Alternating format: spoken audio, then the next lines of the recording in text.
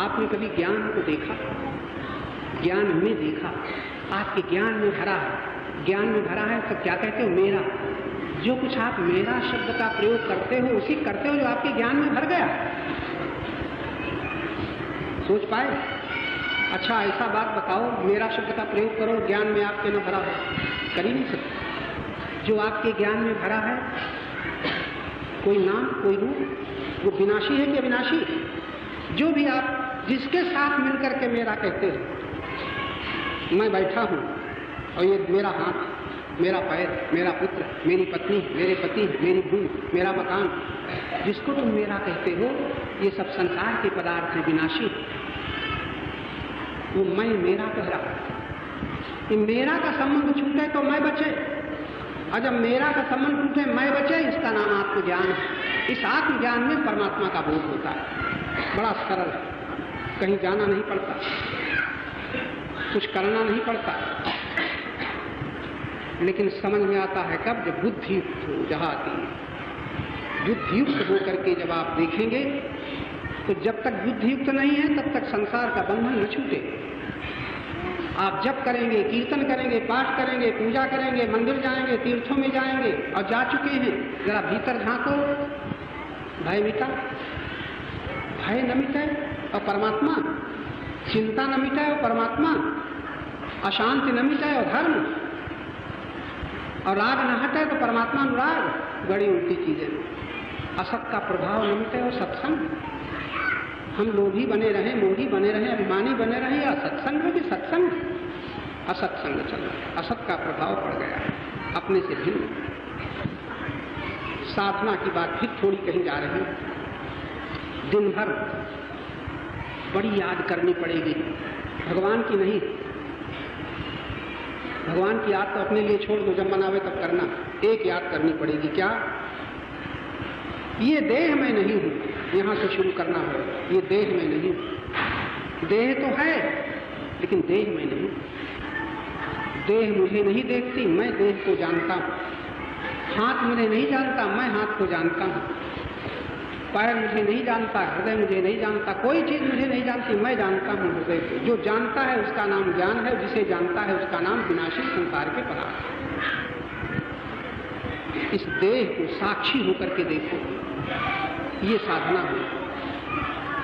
अब चूंकि आदत पड़ गई है, आपकी आदत पड़ गई है साधना के नाम पर कुछ पूजा पाठ करने की, तो एक बात बताओ, आप पूजा पाठ जब जो कुछ ही करते हो जरा झांक करके देख लेना।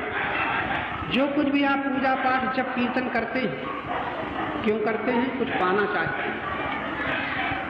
कोई बता दो, इतने लोग बैठे हम कुछ नहीं चाहते हो जब कर रहे हैं। बहुत लोग होंगे, कुछ लोग तो है ना। आप जब क्यों कर रहे हैं? कुछ नहीं चाहते, फिर भी हम जब कर रहे हैं। कुछ नहीं चाहते, हम भगवान की याद कर रहे हैं। कुछ नहीं चाहते, फिर भी हम भगवान की पूजा कर रहे हैं। 10, 20, 50 तो होंगे यहाँ पर। कोई घाटा नहीं, खाली बता दो कि हम दर्शन करेंगे। ऐसा कौन है जो पूजा पाठ जब करता हो और ये कहता हो हम कुछ नहीं चाहते? माताएं तो बहुत होंगी, हो ना तुम लोग? कोई कुछ नहीं चाहते लेकिन कीर्तन करते हैं, क्यों? आनंद आता है। बहुत लोग ऐसा करेंगे, बताएंगे नहीं हम, लेकिन एक चोरी हम कसौटी रखे देते हैं। आप पूजा नहीं करते, जप नहीं करते, कोई पाठ नहीं करते, पाठ कर रहे हैं, पूजा कर रहे हैं, जप कर रहे हैं, नियम से कर रहे हैं, तो ईमानदारी से बताना, भाई बैठ जाओ क्या बीच में?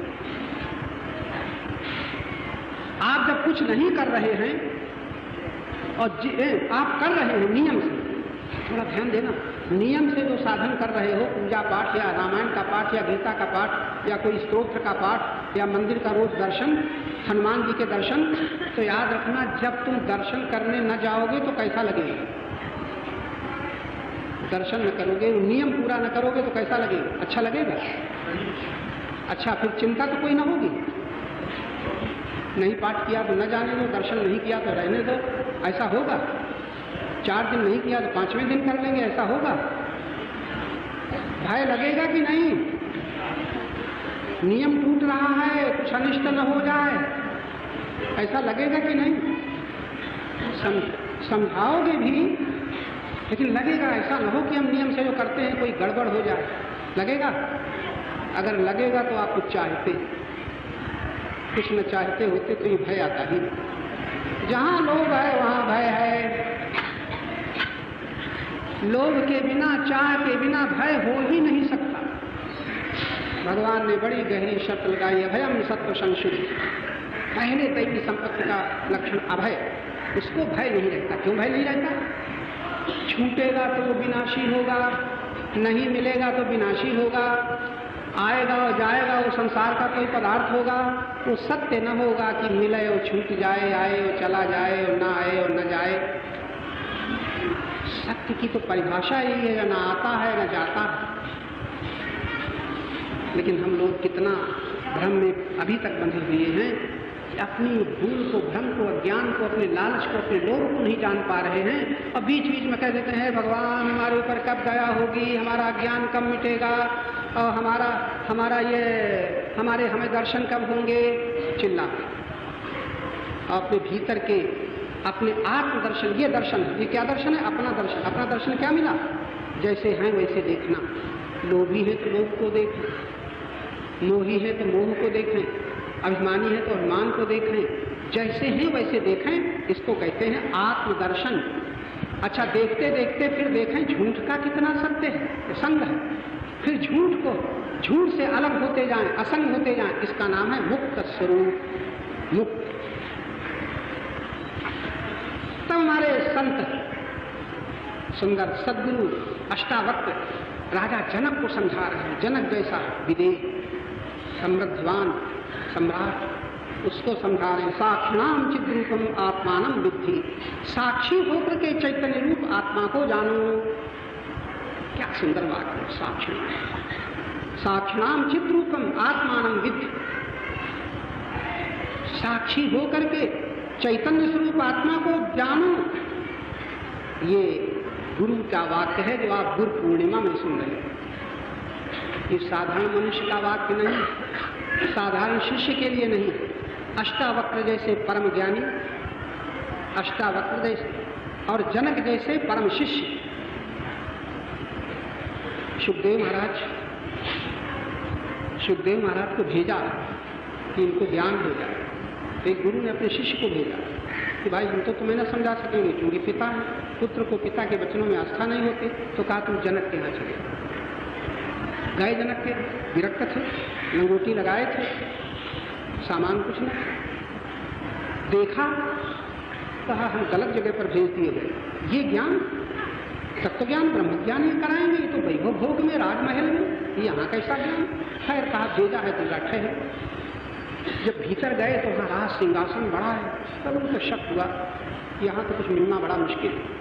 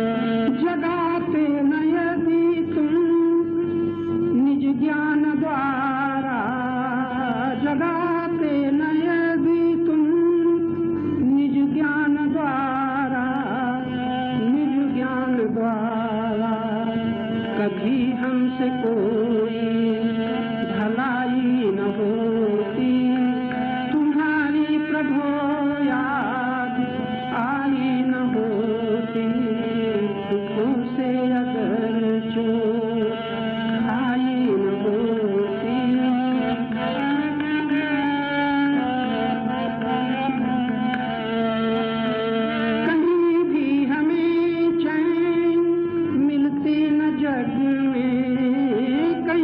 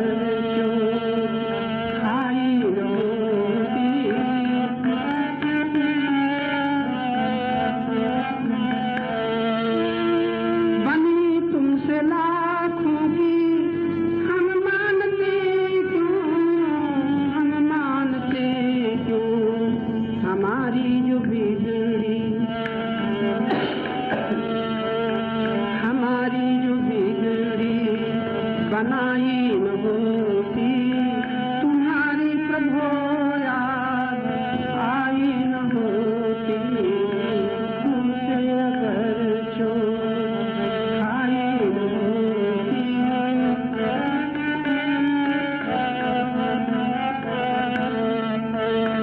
किसी का कहीं भी नहीं था ठिकाना, नहीं था ठिकाना, शरण यदि परम शांति दाई न होती, तुम्हारी प्रभो याद आई न होती, दुखों से अगर चोट आई न होती।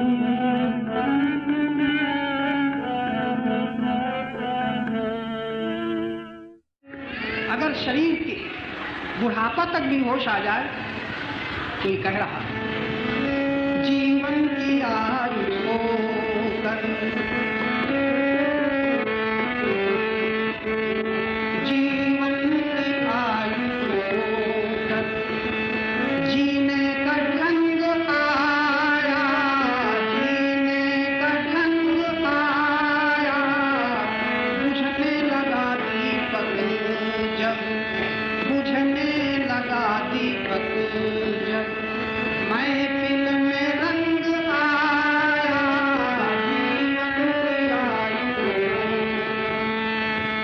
आयु इतनी खो गई, तब थोड़ा ढंग आ रहा है, कैसे बैठे सत्संग में जाएं, थोड़ा दान करें, ढंग है शुरुआत है कब, जब आयु सब चली गई। जीवन की आयु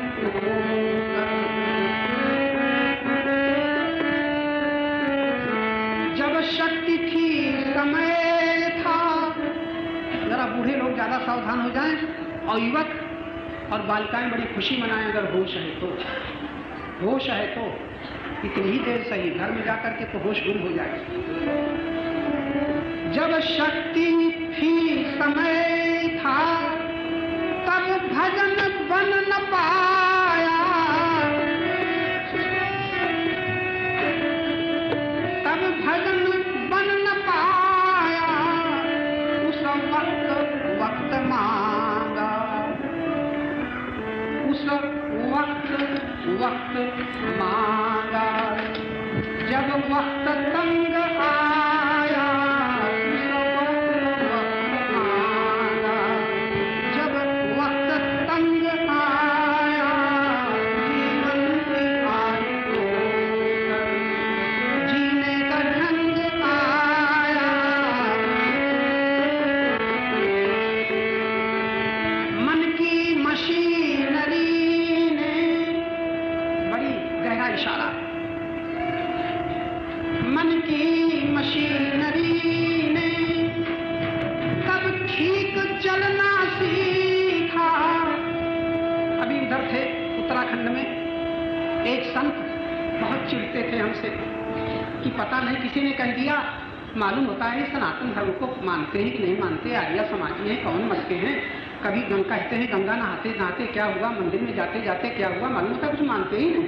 जैसे आप लोग कहीं न कहने का नाम तुरंत समर्थन करते हैं, मंदिर में जाने से बहुत हो सकता है, गंगा नहाने से जाने क्या हो सकता है, लेकिन आप में तो नहीं होगा। तो उस महात्मा से कह दिया, तो उन्होंने, बड़े मशहूर महात्मा है, उनका हम नाम न बताएंगे, तो अपने आश्रम में व्याख्यान कराना बंद कर दिया। वर्षों बीत गए, 15-20 वर्ष बाद शरीर जर्जर हो गया, अब कुछ नहीं, अब मिले, बड़ा बड़ा प्यार किया और आश्रम में बुलाया, व्याख्यान करा, तब मैंने ये गीत गाया। मन की मशीनरी ने तब ठीक चलना सीखा, तब ठीक चलना सीखा, जब बूढ़े तन के हर एक, जब बूढ़े तन के हर एक पुर्जे में जंग आया, जब बूढ़े तन के हर एक पुर्जे में जंग आया, जीवन की आयु जीने का ढंग आया।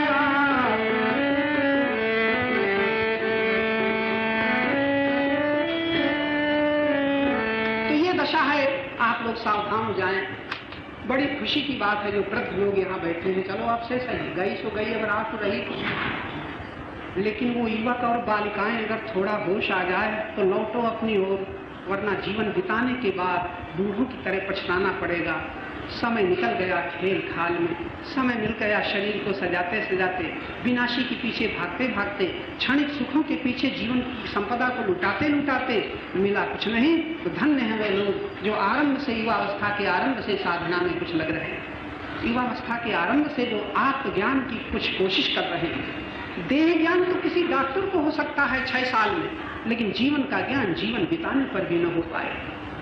याद रखना, जीवन का ज्ञान, जीवन बीत जाएगा, जीवन का ज्ञान न हो पाएगा।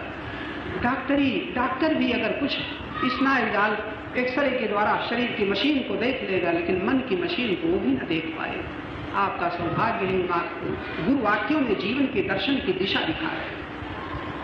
बहुत सुंदर समय, जितनी जल्दी चेत जाओ, अपने लिए, भगवान के लिए नहीं, अपने लिए, अपने को बचाने के लिए, अपने को बचाने के लिए, धन बचाने के लिए नहीं। धन बचाने के लिए लोभी बहुत कुशल है, अधिकार बचाने के लिए अभिमानी बहुत कुशल है, सुख बचाने के लिए कामी बहुत कुशल है, और अपने शरीर की सुंदरता बचाने के लिए आप लोग बड़े कुशल हैं। कहीं पाउडर लगाते हो, कहीं साड़ियाँ, कहीं बाल, कहीं चोटी, कहीं पैंट, कहीं कोट। ये शरीर बड़ा सुंदर दिखे और जीवन कितना कुरूप होता चला जाए, ये होश है। इसका मतलब क्या लगाना हो, तुम राख लपेटो अपने मुंह में, इसका मतलब ये नहीं है। लेकिन ढंग से जियो, ढंग से जियो, शरीर की बड़ी कद्र करो, इसलिए कि शरीर रूपी साधन के द्वारा सत्य की दिशा में हम लौट जाएं, शक्ति के द्वारा हमारी सेवाएं पूर्ण हो जाएं, प्रेम हमारा विनाशी से हट करके अविनाशी में लग जाए। ये सब कुछ सुंदर रखो, शरीर से नफरत मत करो, सुंदरता में इतने आसक्त न हो जाओ कि जीवन का सौंदर्य ही भूल जाए। वस्तु का इतना महत्व न दो कि अपने ही को गुलाम बना लो। अपना मूल्य बढ़ाओ, अपने लिए सबका उपयोग करो। ये गुरुजनों की, यानी गुरुजनों का संकेत है, जो कि मैं आपके बीच में दोहरा रहा हूँ। आज की चर्चा में आपको बताया गया कि किसी प्रकार अगर अष्टावक्र जैसे परम गुरु और जनक जैसे अधिकारी के सामने कह रहे हैं अगर मुक्ति के बंधन से छूटने की अभिलाषा है, तो सबसे पहले ये क्रोध जो विषय है, ईर्षा जो विषय है, द्वेष जो विषय है, ममता विषय है, होश गुम हो गया, ऐसा जहर चढ़ा है कि उतार ही नहीं उतरता। ये संतों के मंत्र काम नहीं दे रहे हैं, बड़ा विषय बढ़ गया।